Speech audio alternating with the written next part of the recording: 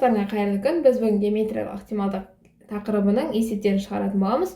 Бүгінгі тақырып тек А деңгейлі есептерге арналады. Бірінші 32-де бірінші есеп үстелге ойын сүйегі лақтырылды дейді. Бірінші табу керекпіз ойын сүйегінде 4 ұпайдың, екінші ойын сүйегінде жұп санды ұпайдың түсу ықтималдығын табу керек. Бұл есептерді шығару үшін біз білеміз, P тең болады n-нен m деген ықтималдықтың формуласын қолданатын боламыз. Бұндағы n деген жалпы мәні, ал m деген бізге керекті қарастырылатын жағдаяттар. Ойын сүйегінің бізде 6 жағы болғаннан кейін, 1-ден 6-ға дейін нөмірленгеннен кейін, яғни бізде жалпы мәні n тең 6-ға болады. 4 ұпайдың түсуі, яғни бұнда біз ойын сүйегінің бір жағында ғана 4 ұпай жазылған, яғни n тең болады 1-ге. Бұдан P тең болады 6-дан 1-ге болады. Келесі екінші, жұп санды ұпайдың түсу ықтималдығы бізде m 3-ке тең, яғни ойын сүйегінде жұп сандар ол 2, 4, 6, яғни m тең 3-ке. P тең болады 6-дан 3, қысқартулар енгіземіз, сонда мәні 2-ден 1-ге тең болады. Екінші есеп, ұзындығы 1 см болатын кесінді бойынан кездейсоқ алынған нүктеден кесінді ұштарына дейінгі қашықтық 4-тен 1-ден аспауының ықтималдығын табыңдар. Яғни тоже P тең болады n-нен формуласын қолданып шығарамыз. Бұнда талдап кетейік. N тең болады 4-ке. Неге? Себебі бізде барлығы 4 кесінді 4 бөлікке бөлінген. Яғни 4-тен 1, 4-тен 2, 4-тен 3 деп қарастыратын боламыз. Енді бізде нақты айтылмаған қай жақ бағыттан алатын, сондықтан бізде екі жағдай қарастырылады. Ол сол жақтан алыну және оң жақтан алыну. Бұл суретте белгіленген қызылмен белгіленген жер бізге керекті аралығы. Яғни 4-тен 1-ге қосамыз, 4-тен 1-ді қосу себебіміз өйткені бізде немесе деген жағдай. Оң жағынан немесе сол жағынан қарастыратын жағдай. Сонда 4-тен 1-ге қосамыз, 4-тен 1-ді ортақ бөлімге келтіріп есептеулер жүргіземіз, сонда 2-ден 1-ге тең болады екен. Келесі 32-де үшінші есеп, қабырғасының ұзындығы 2 см болатын квадраттан кездейсоқ А нүктесі алынды. Осы квадратқа қабырғасының ұзындығы 1 см болатын екінші квадрат іштей салынған. Алынған нүктенің екінші квадратқа тиісті болуының ықтималдығын табыңдар.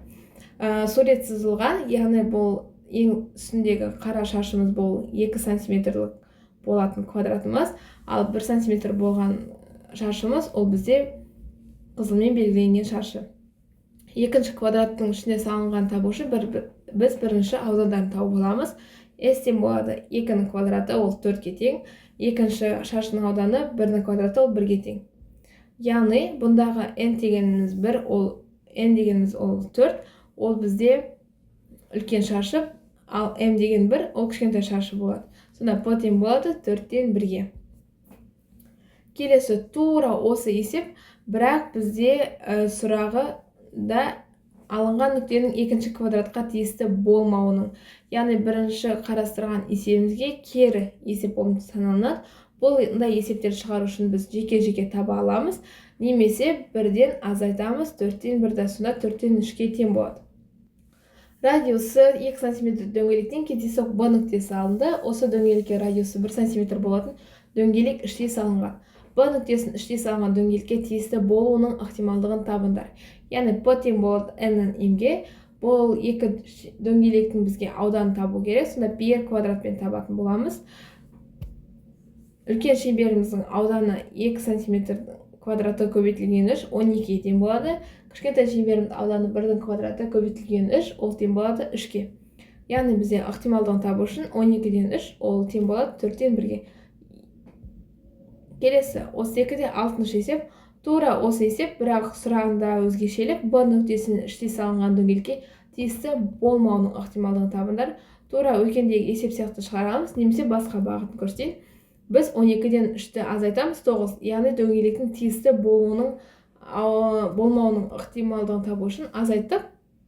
Бұндағы пайда болған 9, оның тиісті болмайтын ауданын. Сонда n-іміз 9-ға тең болады, n 12-ге, сонда P тең болады 12-ден 9, олар бір-бірімен қысқарып 4-тен 3-ке тең болады. Келесі 7-ші есепті қарастырайық. Радиусы 3 см шардан кездейсоқ Б нүктесі алынды. Осы шарға радиусы 2 см болатын шар іштей салынған. Б нүктесінің іштей салынған шарға тиісті болуының ықтималдығын табыңдар. Бұндағы сурет оның проекциясы ретінде қарастырайық.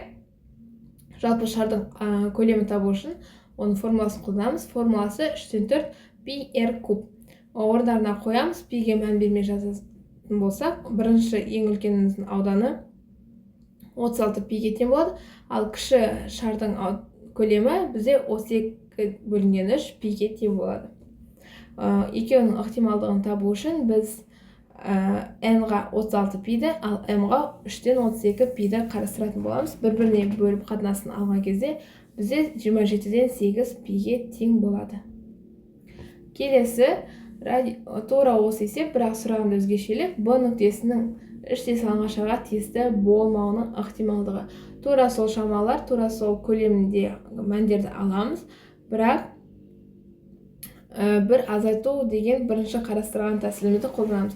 Яғни бірден азайтамыз пайда болған ықтималдықтардың мәнін, сонда бір азайту 27-ден 8 пи тең болады 27-ден 19 пиге. Егер де сендерге А деңгейінің бүгінгі қарастырған есебі түсінікті болса, онда арнаға тіркеліп, келесі видеоны өткізіп алмаңдар.